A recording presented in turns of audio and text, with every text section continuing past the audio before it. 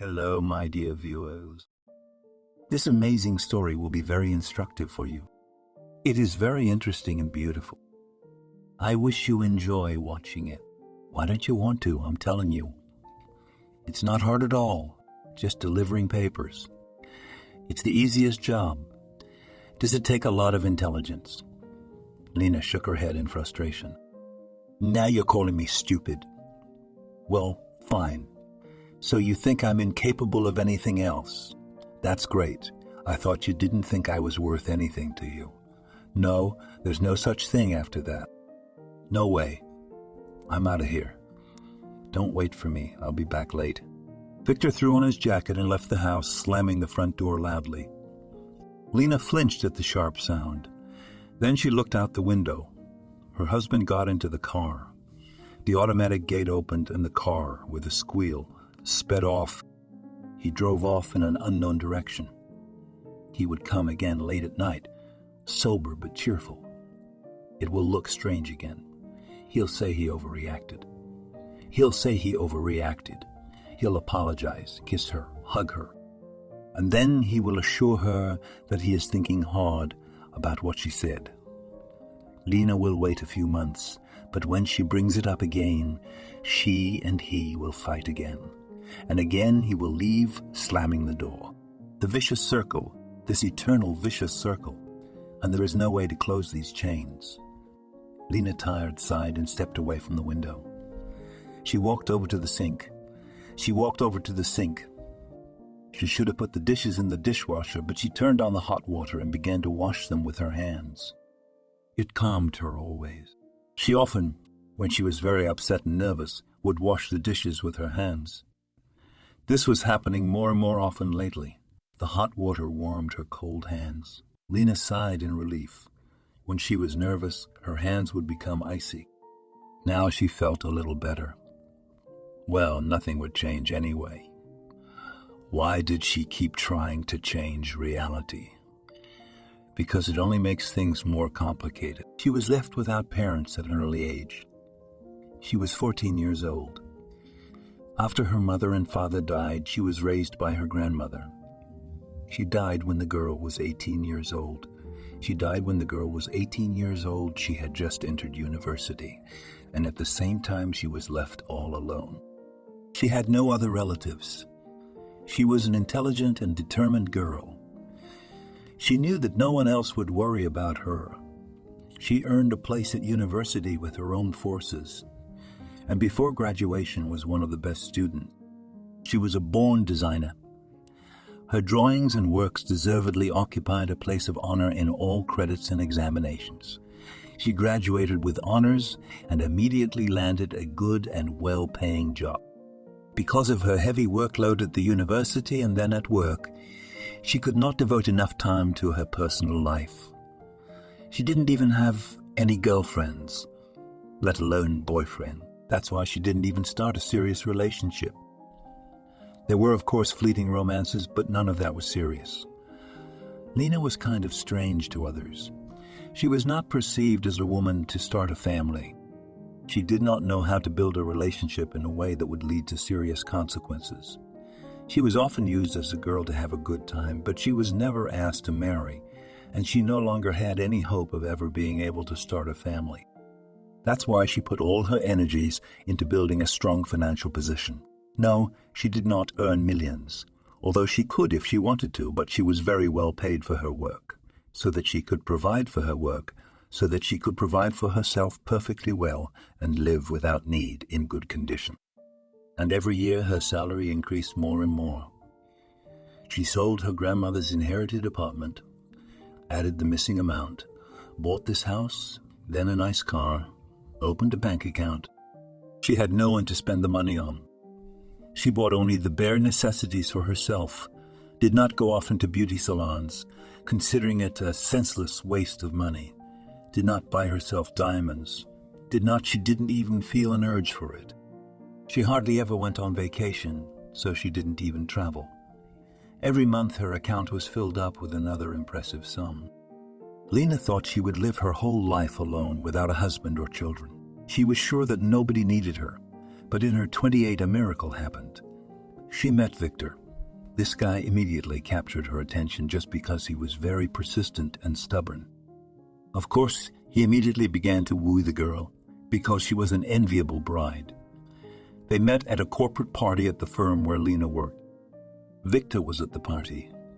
He worked as a waiter. Tall, stately, smiling, and with a burning eye, he immediately noticed the modest girl who was standing to the side, twirling her champagne glass in her hands with embarrassment. From another waiter, he learned that Lena was an important employee in the firm, the leading designer. His friend had been to the firm's parties several times before, and he knew a lot about the employees. He also told him that this girl was single, and that was the deciding factor for a guy who had hardly anything of himself in this life. He decided to woo the girl in order to improve his situation a little. However, he had a very different goal in mind. He only wanted to meet her for a little while. When he got to her house, he realized that the girl was rich enough to make her even more beautiful and attractive to him. Or rather, her life and opportunities. He almost fell in love with her and her life. He declared his love for her and asked her to marry him. Of course, the marriage proposal was very modest. He used all his savings to buy a very modest gold ring without any stones, but it was the most expensive piece of jewelry for Lena, because it was the first time in her life she had received something as a gift from a man, and she naturally lost her head with love, immediately agreed to marry him. They played a fancy wedding at the girl's expense. After the wedding, everything was wonderful. It was the first time in 8 years that she had taken a full vacation. The newlyweds spent their honeymoon, or rather, 2 honeymoon weeks abroad. Then they spent 2 more weeks at home, going out, visiting restaurants, nightclubs, and shopping. Victor was happy that his wife catered to his every whim. He felt like the master of life. Of course, he thanked his wife for this every day, and in return she wanted to give him more and more. But then Lena landed on the ground. She was not one to go with the flow. If she didn't work, the money would run out in a few years, and she needed to make sure that didn't happen. But now she had her husband, and he too could contribute to the family budget. However, he didn't like it when his wife started talking about work. I'm not asking you to go back to being a waiter. That, of course, is out of the question. I can offer you something better. You can work for us. I'll teach you everything. You'll work as my assistant. You'll make it easier for me, and we'll have even more in common. Wouldn't that be nice? We'll be together all the time, both at work and at home. She then said to her husband, but Victor took the idea very negatively. You what? No, that should not be. Husband and wife should sometimes take a break from each other. I can't do that. I'm sure things would deteriorate between us immediately. I can't let that happen. I don't want to lose you. It would be like the end of the world. Because you know how much I love you. If you want me to work, of course I'll go to work. But not with you. And he would get a job, work for a month, and quit. Idle for a couple of weeks, then get a job again, and then only stay for a month again. And everything was wrong for him. Either the boss was a fool, or the salary was miserable, or his colleagues were jealous that he has such a successful wife. Or some problem at work, they don't appreciate him, they reprimand him for being late. All the time there was something that didn't suit him.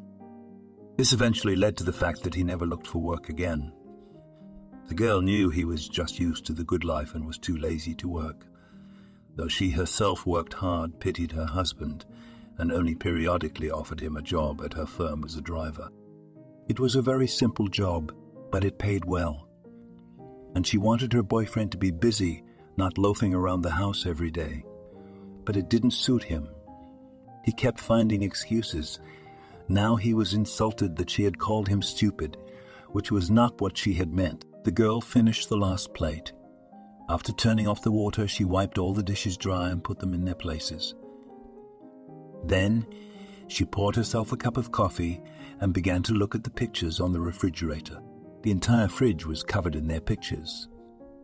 In the 7 years of their marriage, they had been to many places.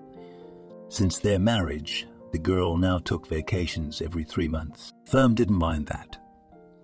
The girl had worked many years without a vacation, sometimes even without days off, and she had time to do her work without delays.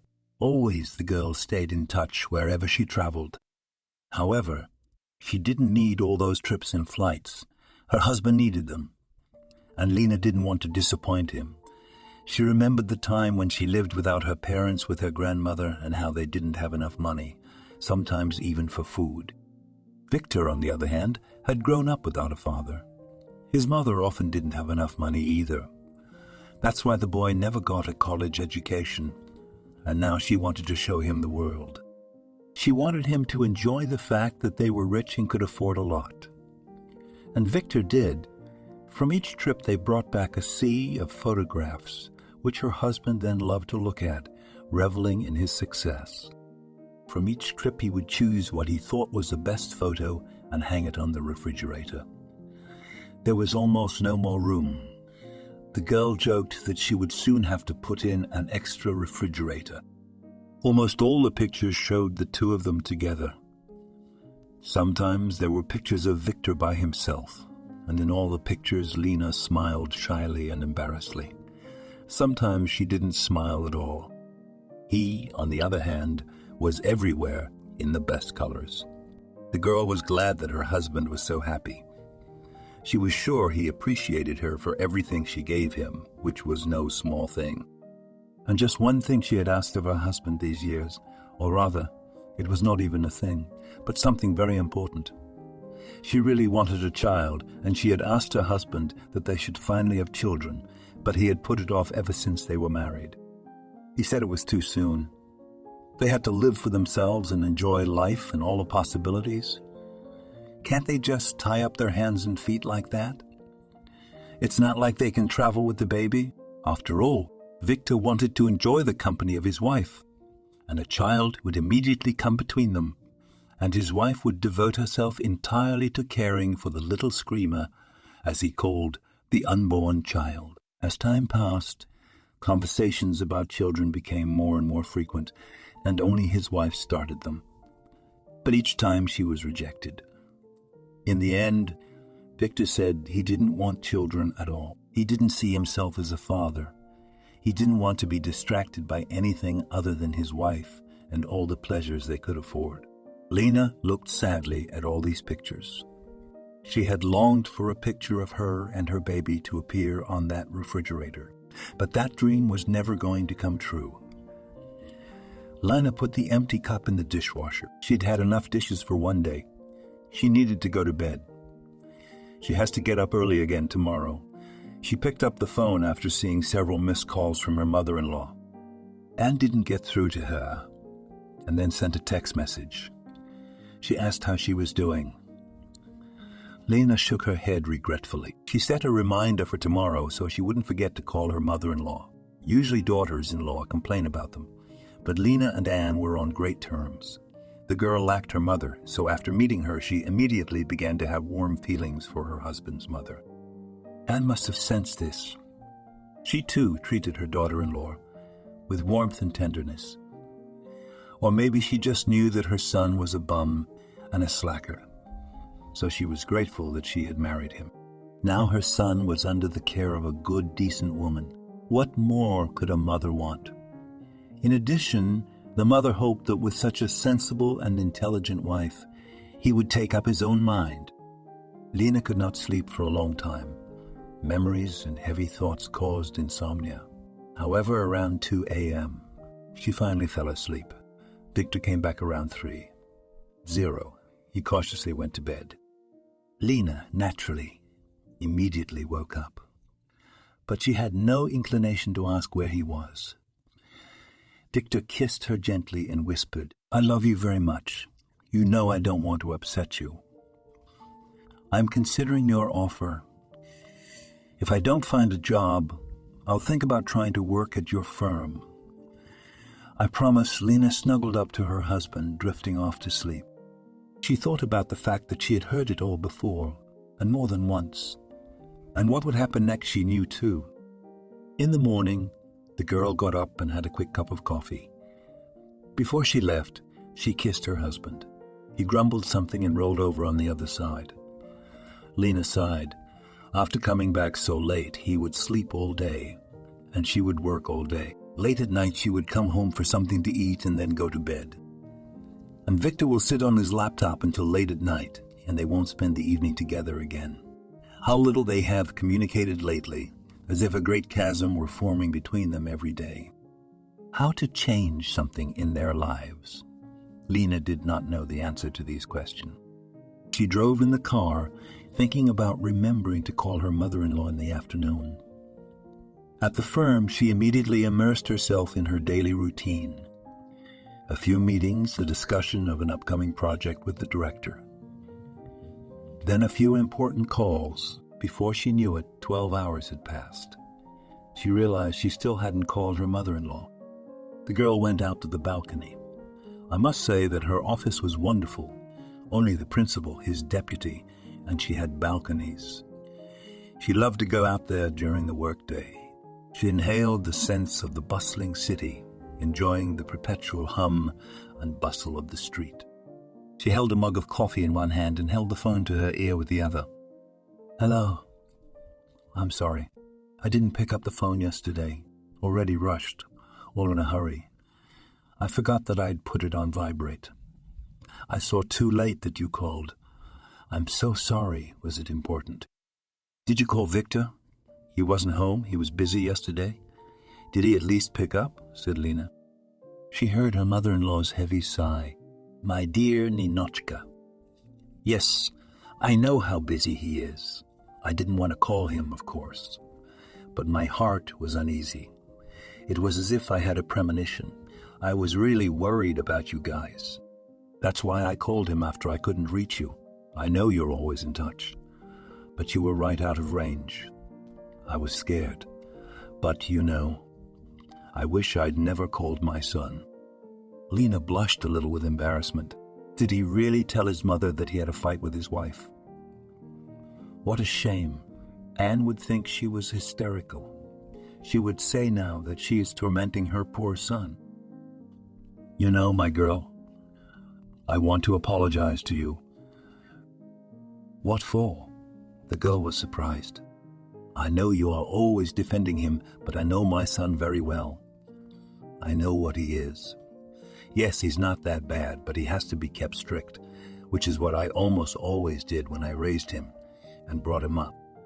I thought that with you he would change, that he would begin to strive for something on his own without anyone's guidance. But I was wrong. He has become an even bigger slacker, and I apologize for him, for being such a good for nothing, for tanning on your neck, for being a burden to you." The mother-in-law sighed, and the girl blushed again. She felt so uncomfortable that her mother-in-law was apologizing to her. "Oh, really? You don't have to apologize at all. I let him be like that, and it had nothing to do with you." She didn't know what else to say, so she hesitated and stopped talking. I have never met such a kind and unselfish woman as you, and he does not deserve to be so happy. You should have met another man who would have carried you in his arms, who would have worked and surrounded you with everything you needed. But here it's the other way around. You work and he stays home. Even though he's my son, I'm telling you anyway. Leave him. He ain't gonna do you no good. I'm sorry about the way things are going. Believe me, I love you very much. You're like the daughter I never had, and I'm sorry you're relying on such a bum." The girl closed her eyes, now pale. She wanted to scream and throw the phone off the balcony, but of course she would never do that. She only said quietly to her mother-in-law, trying to speak confidently and firmly, "You are wrong. I am not worthy of all this. I don't deserve to be married to such a wonderful man who makes me happy. I know he can achieve more. He just needs help, and I can't leave him. Why? Because I love him so much, and he loves me so much. We were made for each other, And we need to stick together because together we are strength. Anne sighed heavily. Lena imagined how she could look at her reproachfully with regret, with bitterness.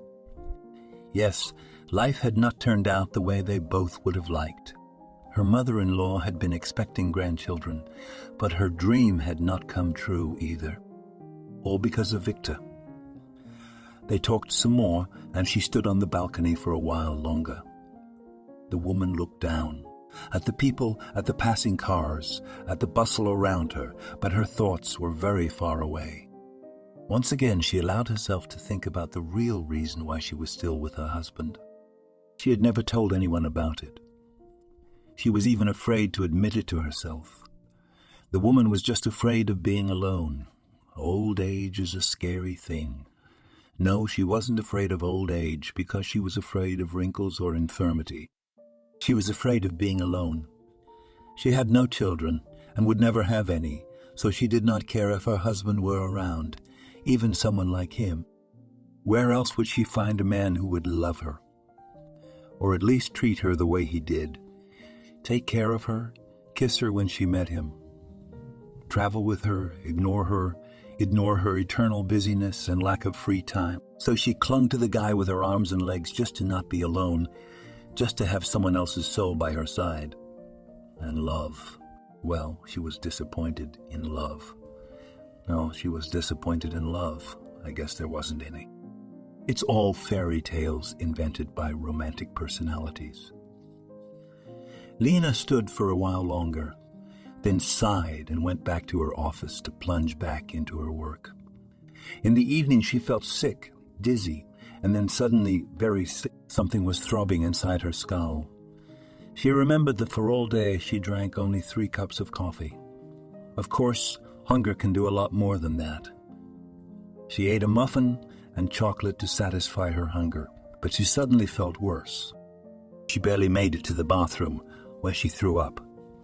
And after that, the headache subsided a little. The nausea bothered her for a while longer, but she felt better. When she was about to go home, however, the headache returned with the same intensity. She was frightened. Something told her it was for a reason. The woman had no pills for her headache and could not drive.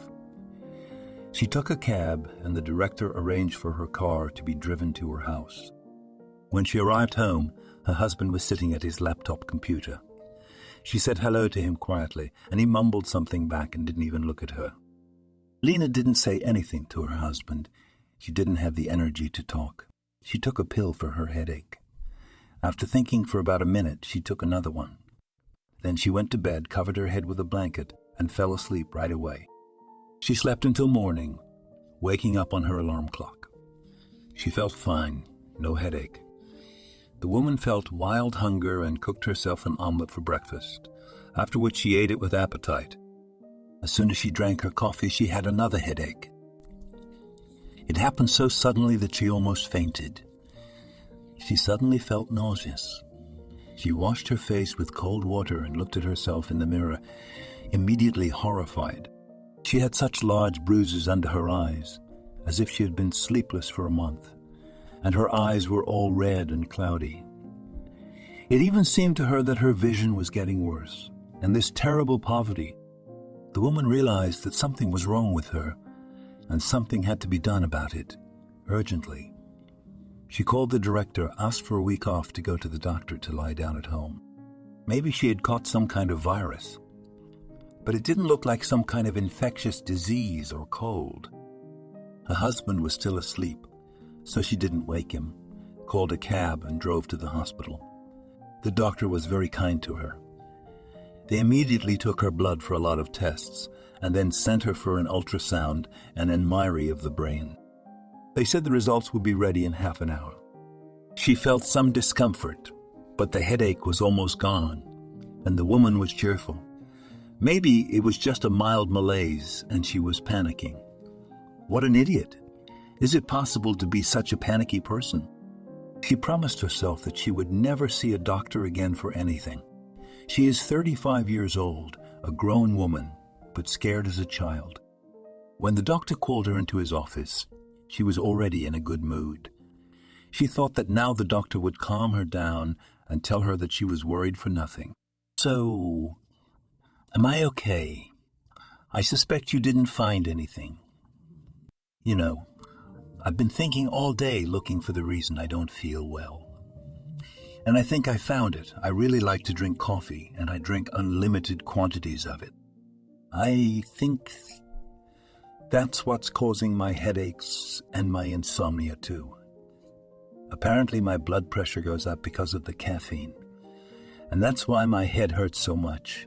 I will, of course, stop drinking coffee. Well, for the time being, I'll be on medication. You will prescribe me pills. My blood pressure will go back to normal, right? I promise I won't drink so much coffee anymore. Just hurry up and prescribe me the treatment, and I'll go home. I even promise to stay home for a week to recover. I'll take my pills and sleep, as the doctor says. Lena laughed at her joke, but somehow the doctor remained very serious.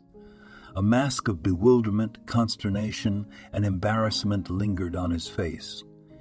He looked at the woman, twirled the results of her examinations in his hand, and was silent. And then she realized that it wasn't just a lot of coffee and blood pressure. It was a different situation, and the doctor already knows the answer. The case is serious if he is sitting so pale, quiet, and serious.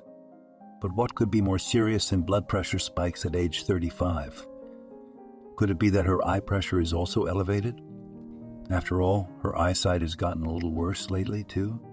She's noticed that, too. Lena wanted to ask the doctor something, but the words froze on the tip of her tongue. She opened her mouth, but did not say a word.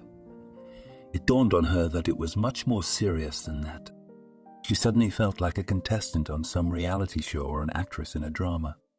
She knew right away that the doctor was going to say the dreaded phrase, that he was sorry, he needed more counseling, and so on. And she, as an actress, had to let out a tear and then wipe her wet eyes with a handkerchief. Well, what else is there in a movie like this? She was silent. The doctor coughed before he began to speak. I'm very sorry, but I have disappointing news to report. I'm sorry, but you have a very difficult situation. There's a tumor in your brain. It's already quite large. I can't tell you exactly what it is. You need to see an oncologist and have some more tests. Only after that you can get an accurate diagnosis, but that's out of my area of expertise. I'll give you the contacts of a good doctor. No, I'll call him myself. He'll be waiting for you. Finally, the patient was able to speak. Doctor, is it very bad? Am I going to die? The doctor let go of his gaze, staring at the results of the examination. Then he said firmly, I can't say anything. It's not my specialty. I'll refer you to a better specialist. He will talk to you. I can't say anything for sure. There's not even any information on the examination. I can't say anything more. Maybe a second examination won't confirm these results. Doctor, I'm not a child anymore. You've known me for a long time. I can see that you are holding something back. I beg you. There's no need for these extra words and innuendo. I understand that you know what's wrong with me. Tell me the truth. I will listen to you calmly, and we will think what to do next. Please, she said, as calmly as possible, though she was trembling with fear inside her. The doctor looked into her eyes, sighed heavily, and put the papers aside. He leaned forward a little, looked intently at the woman, and said, You have a tumor. It's big, squeezing out the surrounding tissue. It's probably malignant. You urgently need chemotherapy, then surgery, then chemotherapy again. That's best. Case scenario, worst, case scenario. You have 6 months tops. Then you know I have no right to tell you all that. It has to be done by an oncologist, and I consulted a friend of mine. I showed him your results. You have to start treatment immediately. I have no right to say, but there is a chance that everything will be fine. It's small, very small. You can say 3 out of 100. But the tumor is in a place where you can remove it without affecting important parts of the brain, but it's still a big risk. You have to be prepared for any outcome. Go home, get some rest. I'll give you some pain medication today that will keep that awful headache from coming back, and tomorrow I expect you here right away. I expect you here right away in the morning. Come with your things. We'll put you in the hospital for an examination, and then we'll decide what to do with you. Their oncologist will determine the further tactics. Lena listened to his voice through a fog woven of horror and pain. Pain at the fact that her life could be cut short so abruptly. Horror at the fact that she might stay alive but be disabled. Both were horrible in her mind. Her mind refused to believe everything that was happening, and she could barely contain the cry of despair that tried to escape from her tightly closed mouth. When she realized she had no more strength to hold back, she bit her lower lip hard. The physical pain brought her back to reality. She walked out of the office, promising to be here tomorrow morning. She walked down the corridor, each step a throbbing pain in her head. Today she wore shoes without heels, but still it was as if she could hear every step she took. For some reason, the sound reminded her of a hammer hammering nails into a coffin lid. Then she stopped abruptly and looked around. The bathroom. To her left was the door to the bathroom. In a jiffy, she ducked in and closed the door behind her. She twisted again. Her breathing became easier, and her head cleared, her consciousness cleared. She went to the sink, washed her face with cold water, and looked at herself in the mirror. Okay, you can't get too comfortable. She had endured so much adversity, and for what? To give up now? No, she wouldn't do that. If there is any chance that she can survive, she will fight to the very end. And to begin with, she must tell her husband everything. And she did. The reaction was very strange. For the first second, she thought she saw joy in Victor's eyes, but then his face took on a frightened expression. What? How so? What does it mean? Are you dying? You can't be. You are so young. Is there such a thing? Couldn't the doctor have made a mistake? We have to check it again? I'm sure there must be some mistake. Lena assured him that there could be no mistake and that she would find out for sure tomorrow. When her husband found out that she was going to the hospital, he frowned. What? You're not going to work now. What about your projects? Won't you get fired for that? I'm worried about you. It was unclear whether he was worried about her not being able to work or about her health. She decided not to go into details. She was fine with the fact that she was not alone. There was someone beside her who would support her in times of need. Oh, how wrong she was. After all the examinations, the woman started chemotherapy and immediately faced her first unpleasant difficulty. Her husband did not support her at all. He didn't go with her to the doctors. He didn't ask her how she was feeling. He didn't offer to help. Everyone knows about the unpleasant effects of chemotherapy. And only he pretended not to understand how bad his wife was, as if he did not notice how nauseous she felt, how she moaned in pain as her whole body and head ached. Not once did he offer to help her. Not once did he take her hand. Just to support her. She went to all the sessions on her own. At first she drove, but then she was afraid to drive. She felt so bad. She felt so bad, so dizzy, that she had to stop to avoid an accident. And one time she was so dizzy that she just couldn't drive. She abandoned her car in front of the hospital and called a cab herself. That was the only time she ever asked her husband for anything during her illness. She asked him to pick up her car. He looked at her with such an expression on his face that she already regretted voicing her request. He picked up the car, but when he arrived, he threw the keys on the table, looking like she made him dig in the manure. She was having a hard time. There were times when she had to go to the hospital, and her husband never visited her. He didn't even call, but her mother-in-law came to see her. She would sit by her daughter-in-law's bedside and cry quietly, apologizing again and again for Victor turning out to be such a bad husband. But Lena did not hold a grudge against her. Can a man be responsible for the actions of another person, even if it is his mother? No, it was the man himself. He, her husband, had turned out to be so heartless, though his wife tried to justify him. Say, it was stress that affected him. Everyone, nervous tension affects differently. At work, they treated her very loyally. Half of her projects were given to another designer, and she was allowed to work remotely. They said that as she can work in the office, she will come. No one fired her. Such kindness and understanding on the part of the director could not help but bring a flood of grateful tears to the woman's eyes. Are there really people around her who understand what is going on with her? Now one day, she went to see her doctor, and he told her, "Hello, I have news for you."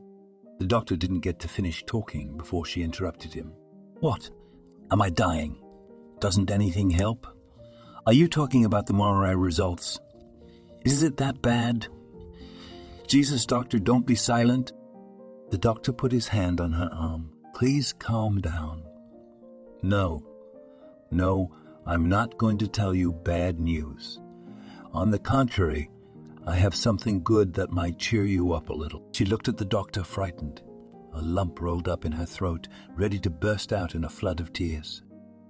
"I have good news. The latest exams show that the tumor has shrunk considerably. The selected chemotherapy was so suitable that the tumor shrank by a factor of 3. Can you imagine 3 times smaller? This was unprecedented in my practice. We weren't even expecting that much progress, so we will be scheduling an operation soon. I think you have an excellent chance. I can't and shouldn't say this, but I think you have a good chance of being completely cured." The patient made a sound, either a moan, a sigh, or a sob, and hope soon filled her mind. She did not know what to say. She only smiled timidly at the doctor. And when she left the doctor, the woman firmly decided not to tell her husband about the news yet. Let him think she was dying. She wanted to see how he would behave next. Lately, she had begun to notice that he was often talking to someone on the phone and smiling sweetly at those moments. She didn't try to figure things out. She decided to let things take their course. But Victor wasn't just chatting with someone. He had found himself a mistress and started cheating on his wife when he found out about her illness. From that moment on, she was no longer a woman to him. She was now a sick woman to him, a leper. He was disgusted with her, knowing that a terrible beast called cancer was lurking in her head, and he could no longer sleep with her. He was even disgusted to eat with her at the same table, and he immediately started looking for connections on the side, trying to confirm the fact that he was a real man with his manly needs. And then he met Mary. This girl was 10 years younger than his wife. She was only 25, and she was so bright, blooming, cheerful, beautiful, and most importantly, healthy. That was exactly what he needed. A beautiful and attractive woman who would make him feel like a real man. Mary was quick to hint that he was a man with money. He gave fancy gifts, took her to restaurants, drove her expensive foreign car, and she decided to get her hands on him. The guy was proud of himself and the fact that he caused the girl to feel that way. He didn't doubt in the slightest that the girl was head over heels in love with him. There was not a shadow of a doubt in his mind that Mary might simply have fallen for his financial situation. His wife found out about the mistress by chance. She heard her husband's phone ring. He was in the bathroom. He usually took his phone with him everywhere, but here he suddenly left it in the kitchen, on the table. The wife saw what popped up on the cell phone screen. Mary, and next to the name was a smiley face. A red heart. My wife walked away from the table. Victor came in, took the phone, and went into the bedroom. She walked quietly to the closed bedroom door and leaned in to eavesdrop. "Yes, I'm lying down. And now, so am I, dear. I want you to lie beside me now, too. I'm sorry, too. I missed your slender legs, your tender hands and lips. I dreamt about you tonight. I was ready to come to you in the middle of the night. Look what you are doing to me." She heard her husband's affectionate voice. The woman moved away from the door. She was so disgusted. She felt disgust not only for her husband, but also for herself. 10 minutes later, Victor came out into the kitchen. He had such a satisfied look. His wife asked him, "How could you do this to me?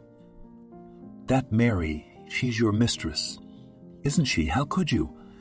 You know how I feel about you." Victor looked at his wife with anger and disgust and uttered terrible words. "What do you want? Life goes on. You are sick, and I am healthy. Get over it. Nothing can help you anymore. And if something doesn't suit you, I'll go away so as not to disturb you." Victor looked at her with a challenge. He expected the woman to fall to her knees before him, to beg him not to leave her, while he generously stayed by her side, so that she would not be so dreary and fearful to live out her last days. He hoped, however, that she would not die in terrible agony. That was something he did not intend to tolerate. He would hire a nurse to be with her during the last weeks of her life. But it didn't happen the way the boy thought it would. His wife looked at him strangely. Lightning flashed in her gaze, which did not indicate that she was about to die.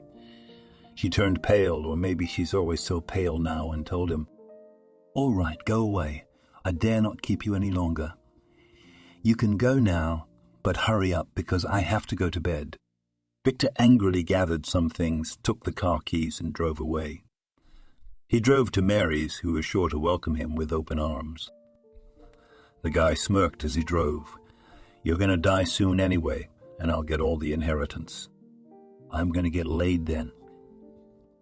He had already spent a lot of money on his mistress, and he was going to spend more. The lad had brought some money with him, which he hoped would be enough until his wife died, and then he would go back to their house and bring Mary.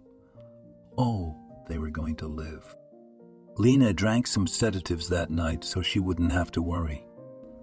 In another situation, she would have been hysterical that her husband had left her, but now all her thoughts were focused on getting well.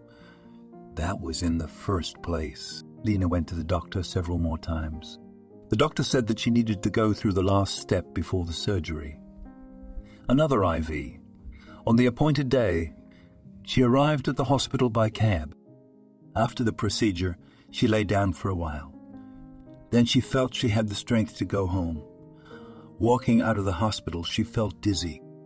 The woman wanted to grab the handrail of the stairs, but there were none at hand. She staggered back. She realized she was going to fall down. She did not even have time to scream before someone picked her up from behind. She heard a beautiful man's voice. "I've got you, don't be afraid." "God, it's a good thing I knew you were sick. Otherwise you would have gone down. I don't know how it would have ended, but it can't have been good. Are you all right? Should I call a doctor?" Before she could say anything, the man took her in his arms. He did it so easily, as if she were a feather. Although, to be honest, Lena had lost quite a bit of weight during her illness. It wasn't really conspicuous because before her illness, she had a bit of a body. But still, how easily he lifted her up. The man came down with, I was in the middle of a staircase, put her on a bench and scrutinized her face. "Well, do you want me to get you some water? I have a car nearby. I'll get it quickly or something else. Do you feel nauseous? Is she dizzy or lightheaded? Should we call a doctor or a nurse with a stretcher? Let's call the medical staff. I'm worried about you. You don't say anything. I'm worried." She felt better, but she just couldn't say a word. She was just stunned by such an expression of concern from a total stranger. He treated her as if she were a diamond, as if she were some fragile thing, a jewel, an heirloom. Never before in her life had she felt such care from other people, even her nearest and dearest. It was as if a cloud of warmth and tenderness had formed around her. She suddenly felt so good that she could not utter a word because of it. She was afraid that she would burst into tears. The man realized that he could not get anything out of her. He got up to go into the hospital to call for help, but Lena managed to grab his arm. "No, it's okay. I feel better. I'm sorry I didn't say anything. I just don't know." The man exhaled with relief. He sat down next to her, taking her hand. "Phew, you scared the crap out of me. Not the shy type, though. You just gave me that pitiful look like you were gonna die. I'm glad I was wrong." Lena couldn't hold back a smile. He was talking to her like she was his close friend. She suddenly realized that she didn't want him to leave. What was there to ask him? But the man had no intention of leaving. "I take it you were on your way home from the hospital." "Well, judging by your condition, I don't think you were going to a party or a visit. I'm sorry." Lena laughed softly. It had been a long time since anyone had made her laugh so sincerely. God, that felt good. "You make fun of me, but I'm not even offended. I wish I could go somewhere. Believe me," she answered. "No, I'm not laughing at you at all. I'm sorry for the silly joke. It was silly." "Well, what is it? I can take you to the quay if you like and put you on a bench and buy you a milkshake and let us get some fresh air. I think you could use it right now." She wanted to say no right away. There you go. I thought of that too. She'd never talked to strangers for no reason at all. Only for work, and this man immediately wants to take her somewhere. And she looks like this, after chemo, pale and not wearing makeup with red eyes, no strength. What promenade? No. But at the same moment, the woman felt so lonely that she wanted to burst into tears. She was so tired of struggling in this life, of fighting for a place in the sun, so to speak. And now she had no one to give her strength. Her husband no longer exists. Or rather, there is only on paper, but in fact, he never was. At home it was quiet and depressing. No one to listen to her, no one to even talk to. And she did what she had never done in her life. She went against her rules and habits. It is unlikely that this man even felt sympathy for her. Most likely, he was just being polite and thought she would refuse the invitation. I wonder how he'd get out of it if she said yes. "You know, yes, I want you to take me to the waterfront. Except I'm not dressed for a walk at all. A tracksuit, sneakers." The man, to her surprise, brightened up. He smiled and then said, "Come on, you look beautiful. We are not going to a party, just for a walk." He stood up and held out his hand to her. She put her palm in it with some doubt. He helped her to stand up and then said with a serious look, "There is one problem." "What is it?" Frightened, Lena asked. Don't go out with girls I don't know, so we have to get to know each other." "My name is Michael." They drove to the quay in his car. He held her hand as she got out of the car. Every gesture told her that he was very attentive and reverent to the female gender. He made her laugh, which was very strange to her. She had never felt so at ease with a man before. She was always in suspense. It must have been because she perceived all the men she interacted with as potential suitors, and Michael to her now was just a friend, someone who was there for you when you felt bad. And it was very strange. But it was like he felt everything she felt, like he knew what she was going through, like he knew it, like he was going through it himself. She worked up the courage to ask, "I'm probably minding my own business. There's something I'd like to know. I'm sorry if I'm asking a tactless question. You don't have to answer. You probably guessed that I have cancer. That's how you treat me. Do you have any idea what I'm going through?" Michael became serious. He answered quietly, "Yes, I do." "Do you, too?" Michael smiled sadly. "No, thank God I don't. My sister had the disease. She died 5 years ago. She fought the cancer for about 10 years, but she couldn't beat it to the end. I was there for her all those years. Our parents died early. We were everything to each other. I couldn't even start my own family because I didn't care about that. I devoted all my free time to my sister. She's been gone for 5 years now, and I remember everything she's been through. And I feel for you because I know how hard it is." Lena took his hand. They sat in silence, each thinking about his own thing. But the closeness between them let everyone know that they were not alone. When her husband drove her home, he asked, "Can I see you again? I want to help you. I feel that it is very hard for you. I don't know why no one accompanies such a beautiful and intelligent woman to the hospital for very serious procedures. But it's very sad. No one should be left alone when they are having a hard time. Let me help you. I will be your friend whom you can call at any time." Then the woman realized that she had found someone just as lonely as herself. "Well, why don't they become friends?" She smiled sadly and nodded to him. Soon she had an operation. The first person she saw when she woke up was Michael. He was smiling, and Lena knew everything was going to be okay. In a short time, she was so used to his presence in her life, and it felt so, naturally, like they had been best friends all their lives. He supported her, comforted her, wiped away her tears when she cried with fear. She was not ashamed to be herself in front of him. She wasn't afraid to show him her bald head. She wasn't afraid of him turning away when she vomited. She wasn't afraid of being alone. And she felt more fulfilled as a woman now than when she was married. In the meantime, she still had a legal husband who never once called to inquire about her well-being. Victor, however, often thought of his wife. It had been about 4 months since he had left. He still thought his wife was going to die soon, and he waited, patiently waiting to take possession of all her possessions after her death. However, his wife was still as alive. Otherwise, he would have been called by now, and his mother is in touch with her. Except she won't say how she is doing. She says Lena is still being treated. He got tired of waiting for the money to go to him, and his mistress kept demanding more and more gifts, so he started taking loans, living on his own, being sure that after his wife's death, he would pay off all his debts. His last major purchase was a brand new motorcycle. Victor had dreamed of buying an iron horse for a long time, but he was afraid to ask his wife for money. Now there was nothing holding him back.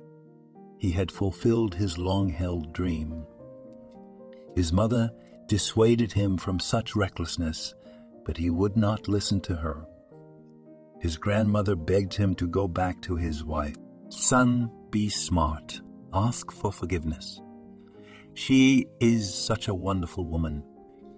You won't find a better woman than her. Why did you hurt her so much? You don't need this young fool. Listen to your mother, son." Anne asked, but my son was stubborn. "What are you really saying, Mother?" "I'm fed up with your lectures. I'm crazy about her. Believe me, there's better and prettier and smarter. But if you mean you're Mary, I'll tell you, son, you're the silliest man I ever met. You're a shining example of how some men think in a different place from their brains. And that's where the trouble comes." That's what happened. The guy was in a car accident and miraculously survived. His brand new, expensive motorcycle was beyond repair, and he ended up in the hospital with a broken spine and both legs. Amazingly, he didn't even hit his head, and the spine injury was not that serious. His legs, on the other hand, were badly hurt. Each leg was broken in 7 places and required an expensive surgery. He also needed special plates to hold his bones together. Each one cost so much that his eyes widened when he found out the price. The doctors warned him that if he didn't have the surgery soon, he would never walk again. When his mother came to the hospital to check on him, he began pestering her. "Mom, confess, what's wrong with her? Why haven't you heard from her? The doctor said she had 6 months to live, but she was still alive. What's wrong with her? Please tell me." Her mother got angry and said angrily, "So now you remember her. You've ignored her existence for so long. and now you're wondering. You left her in trouble when she needed you more than ever. You didn't care if she was alive. You only cared about one thing, when she died. But she's still alive, and I'll tell you more, she's cured.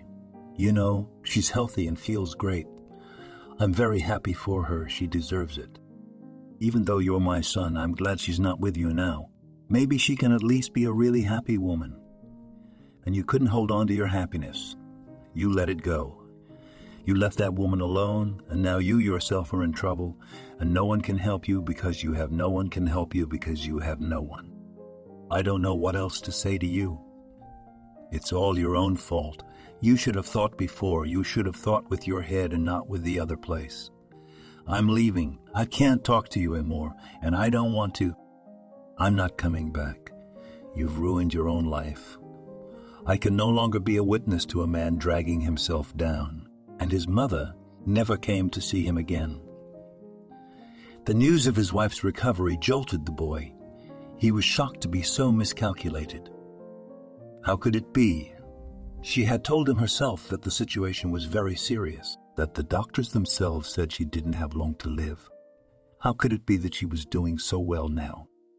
And he found himself at the bottom of the debt hole, and the prospect of remaining an invalid loomed ahead. He stayed up all night thinking about his life, analyzing how many mistakes he had made. It was as if he didn't want to see or realize what was going on around him. He had married so well and had given up on his own wife.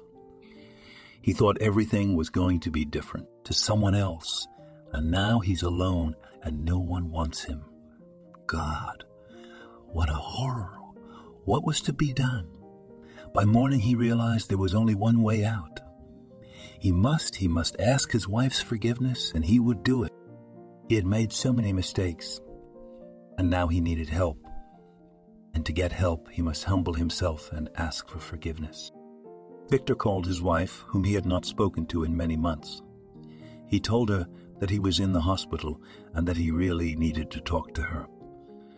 Surprisingly, she agreed to come right away, and Victor thought that was a good sign. She promised to come the day after she called. The guy was in a good mood for the rest of the day. He was already imagining that he would reconcile with his wife, and they would be together again. That she would pay for his surgeries, and then he would admit to her that he had unpaid loans. She would pay them off, and everything would be the same. They would travel again, have fun, live in her beautiful house. The woman was very surprised that the guy called himself. She didn't even know about the accident. She began to communicate with Anne infrequently.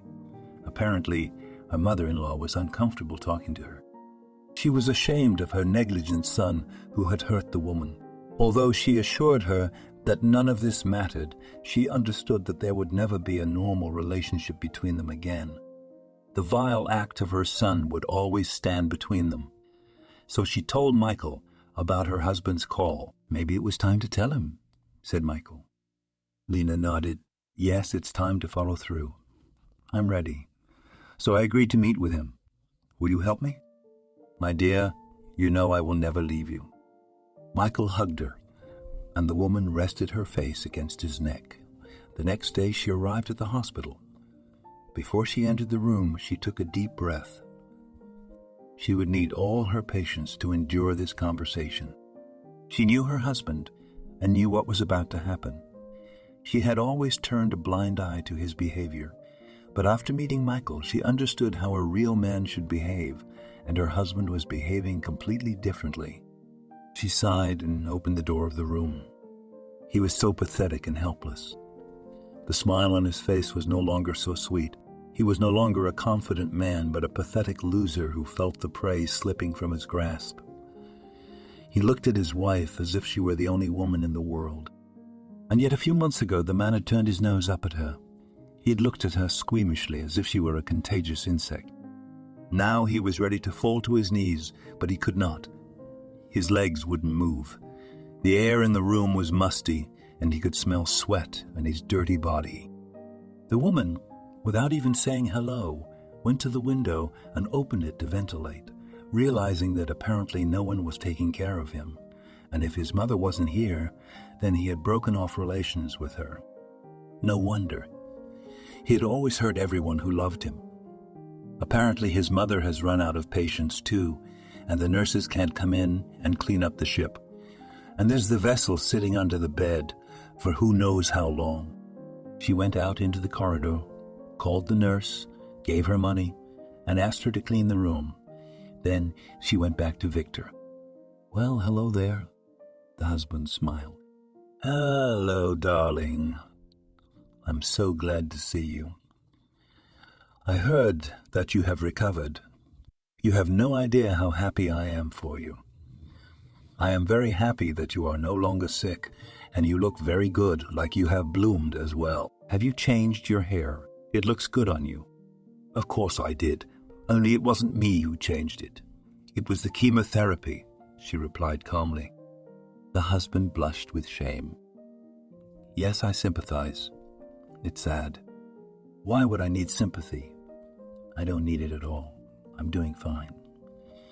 "You don't seem to be doing so well." She looked at his feet, and this time Victor turned pale. Something must be done immediately. His wife had changed a lot. She wasn't acting the way Victor had imagined. "Yes, I have a problem, but that is not what I wanted to talk about. I wanted to ask your forgiveness for the fact that I have hurt you so much. I've been such a fool." "Okay, let's start with the fact that you didn't hurt me. You betrayed me. Those are completely different things. But the great thing about your betrayal is that it opened my eyes. It was like I was asleep until that moment, and then I woke up abruptly. You left my life, and only then could I finally meet the best man in the world, the man I loved and who loved me. And he didn't know how much money I had. He didn't ask me what kind of car I had. He didn't take money from me for his needs. He was just there for me when I needed it. He supported me, comforted me, cheered me up, was a friend. And we fell in love. Because of that feeling, I was able to be strong. I overcame the disease that I should have died of. And now we are fine, and I am happy. You know what I mean? And you, darling, are you happy?" He was crushed by his wife's words and didn't expect it. She had met a man, and now she didn't need Victor. He realized he had nothing to look forward to, and he was terrified, scared that he was destined to be an infirm invalid. He suddenly felt that they had switched places. Now he was in her place, and he was afraid she was going to leave him. "I beg you, please forgive me. I need your help. I can't do anything, you know. Only you can help me," he whispered. "Me? You? Help? Why should I?" "But you are my wife. I won't be able to walk." She smiled a little. "First of all, I'm your wife only by papers. And secondly, I want to tell you a phrase that a man once told me. Life goes on, life goes on, life goes on." She turned to leave, but then she heard sobbing. She turned sharply and saw the guy crying, looking at her. "Leela, don't leave me, I beg you. I'm not alive without you. Please forgive me. I was an idiot. I know I shouldn't have done that. It was my pride, my greed. I thought I was better than everyone else, but now I realize I'm nothing. I'm nothing. Even my mother turned her back on me, and Mary left me when she realized I didn't have any money. If you don't help me, I'll never walk again. You are my only chance. Please pay for this operation. I will never ask for anything else. Just please pay for the treatment. Whatever you want, I'll do anything for you. Just don't leave me without help," cried. She looked at him and felt that she was beginning to pity him. The woman was silent for a few minutes, and he cried quietly without looking at her. Then the woman said, "I will pay for your operation and treatment. Only in return you will sign the divorce papers. I will go see a lawyer today, and we will never see each other again. I promise to pay for everything. You know me. I keep my word." When the papers are signed, you'll get the money for the operation. That's the only way, not the other way. And she left, and the boy cried for a long time, feeling relieved and bitter. Relief from the fact that he would get the money for the operation. Bitterness that he had lost his wife. And things might have been different if he had supported her during her illness, instead of going off to love her. The boy, like a child, bemoaned his past life, which had more than satisfied him. And now he was alone and no one wanted him. They saw each other again. And that was the last time he ever saw his wife. She brought the divorce papers herself, having changed her mind about having her lawyer do it. Victor hoped to the last that she would change her mind, that she would come back to him, support him, comfort him, nurse him.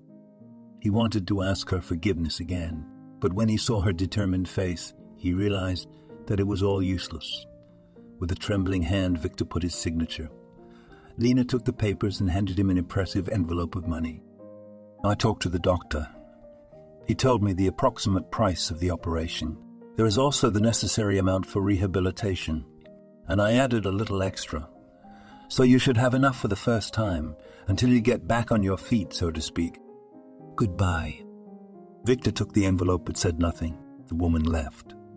Her ex-husband stared at the wad of money in his hands. She walked out of the hospital and took a deep breath, realizing that she was finally done with her past life. Her insecurities, fears, illness, worries, and sorrows, her now ex-husband, and a new life ahead of her, where there would be only joy, success, happiness, and love. Now, she would live a different scenario. She couldn't say for sure what the illness had done to her. They say that people who survive cancer reevaluate their lives, starting fresh. Of course, she had a reassessment of her values. But that wasn't the main thing. She saw who had stayed by her side. She was grateful to the people she worked with. She didn't think everyone would treat her that way, and she met someone who revived her will to live. It was Michael who let her know that she deserved the best. All her life she had worked hard to succeed but never felt satisfied. She always felt like she couldn't do any better than anyone else. He made it clear to her that she didn't have to be perfect. She was a person, an interesting and unique individual, and she had to love herself for who she was. And she did, but not only herself, but also him. And she realized that until that moment she had never loved anyone. She was just clinging to those who were close to her. But now, everything had changed. Now, she was ready to start a new life, with a renewed life, with herself and with Michael. She got in the car and looked at her lover, who was behind the wheel. They smiled at each other. How did it go? He signed the papers. Didn't resent it, didn't cry. Did you come back quickly? Is everything all right?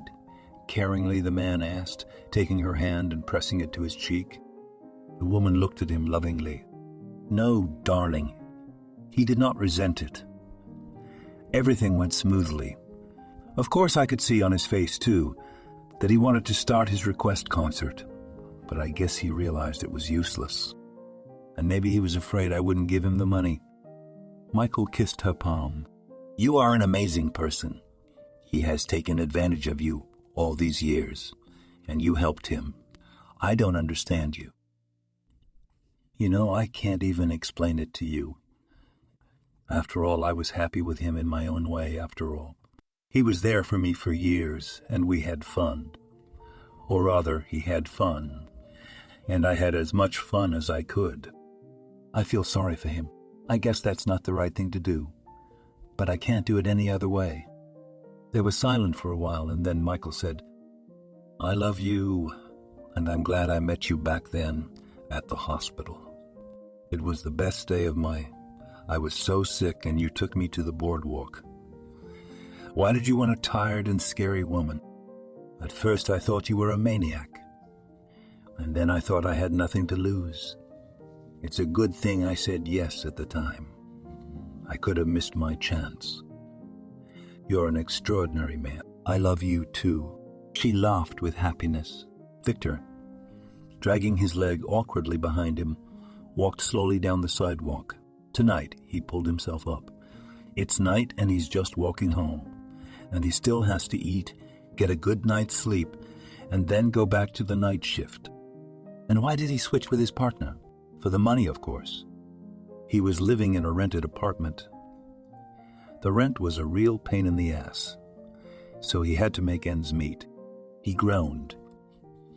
His leg was hurting even more. The doctor had told him to walk with a cane. But no, he is not old yet. Everybody thinks they can do it. But it's not about being old either. 8 years had passed since the operation, and he had to have regular supportive procedures, and he didn't do them. Rehabilitation after surgery is all he went through. Now, of course, he regrets it. But what could he do? You can't go back to change the past. He'd give anything to change it, though, and not just the leg situation. He realized he couldn't go any further. Maybe he needed to take the bus. He couldn't take those long daily walks anymore. Again, it was an extra expense. That's okay, things will change soon. He would just have to be patient. He needed to rest. He was just passing by a city park and decided to go in and sit on a bench. Sitting down, Victor stretched his legs with relief. What happiness he felt at that moment was beyond words. He thought of his mother, who had died 4 years ago. She had left behind a tiny apartment, which his son sold when he inherited it, and put the money in the bank with interest, but he could not buy anything with that money. The money was too little, and he decided, let the money be in the bank, and a kopeck will come up, and he will collect the money. And then he would buy some small apartment, and he would have his own place where he could live in peace until his old age, and his old age, and his old age was a long way off. He felt old, though. He was only 46 years old. He still had a long way to go. But he decided that after buying his own place, he would find another job, maybe closer to home, so he would not have to walk back and forth every day, not to win kilometers. Pleasant thoughts confused his mind, and he smiled slightly. His mood improved. He knew it wasn't as bad as it seemed. He was alive. He was walking on his feet, though he was limping badly. But he was walking. That was the main thing. It could be worse. You can't go far in a wheelchair in this country, and you can't even get out of your house. That's when it would have been bad. But now, it's all just the little things in life. Victor looked at the passers-by. It was still daytime, and there were a lot of people walking around. A lot of old ladies walking leisurely along the paths. Some walked hand in hand with their elders. One such couple walked past him. Victor smiled involuntarily as he looked at them, unable to understand a single word. But one could see that the elderly people understood each other. Victor shifted his gaze to the playground to his left. There were several mothers there who had come to walk with their children. The kids were screaming, running around, freaking out. But the moms were all different. One was running after her baby, not letting him make a move without her control. The other two were talking amongst themselves, not paying attention to their children. Another one was a mother staring at her phone, not paying attention to anything. It seemed that if a war broke out, she wouldn't hear it either. Apparently her child was sitting in the sandbox and tasting the sand. But a couple came with 2 children. As many times as Victor had been here, he had never seen a mother and father come in with their children together. Usually only moms with kids went. A couple of times he had seen dads, but no more than that. And here is a married couple with kids. They're important, walking slowly, and the boys are about 6 years old, and a little girl about 3 years old. They look like such different kids. The boy walked seriously, quietly, looking at his father, and the girl, a hurricane, fussing, running, singing, dancing, and all this almost at the same time and chattering all the time. And apparently a fun little girl. Apparently a fun little girl. Her parents laugh every time she tells them something. He stared at the couple. He could not see the woman's face, but he could see the man's. He looked at his wife as if she were the center of the universe. She was saying something to him, and he listened attentively, smiling slightly. From time to time, they were both distracted by their daughter. Their son sat on the swing, looking at the sand beneath his feet, and the little girl was already running around the playground with the other kids. It was amusing to watch all this hustle and bustle. Suddenly a woman turned to face him, and he froze. It was his ex-wife. God, it was definitely her. Wow, it had been 8 years, and she hadn't even changed. Or rather, she had only changed for the better. The last time he had seen her, she had not yet fully recovered from her illness. Now she looked as if she hadn't been sick at all. So these are her children. It can't be. You can't give birth after having cancer. And her age, she was already 35 or 36. Is it really possible? He really wanted to approach her, but he doubted how she would take it. Would she pretend she didn't know, or say hello with a sullen expression and turn away? Maybe it would be better if she didn't. But the man couldn't resist. He had to talk to her. He got up carefully from the bench, walked toward the couple, limping as best he could. "Helena, hello," he said as he approached. The woman flinched and looked around. When she saw him, she recognized him immediately, though he had changed a lot. The man had not expected her to greet him warmly. She smiled and said, "My God, isn't that you? You've changed so much. But I'm glad to see you. How are you? How are your legs? I see that the surgery went well. I'm happy for you." I could see that she was looking at him carefully, not missing a single detail. Yes, he wasn't the handsome man he used to be. He looked like an old man. She, on the other hand, was still a young woman. The difference between them was so great that it was impossible not to notice. Her husband looked him over carefully and said quietly, I'm going to step aside for a few minutes to show the children something." She smiled at him affectionately. "Your husband seems to be a good man." "I think so," said the man sincerely. "Yes, you are right, he is wonderful," the woman answered, smiling. "And the children? Are they his children?" confused Victor asked. "No, they are not his. They are our children. I gave birth to them." Victor was surprised. "I thought you weren't allowed to have them after your illness." "I'm sorry," he said guiltily. It's all right. It's all right. But as you can see, you can. I'm fine. My mother died a couple of years ago. She left me her apartment and I sold it, and I'm saving for my own place. I'm still living in a rented apartment working. It's true, the work is not the best. I work night shifts now, but I'm not complaining. I also get a disability pension, so it's all good.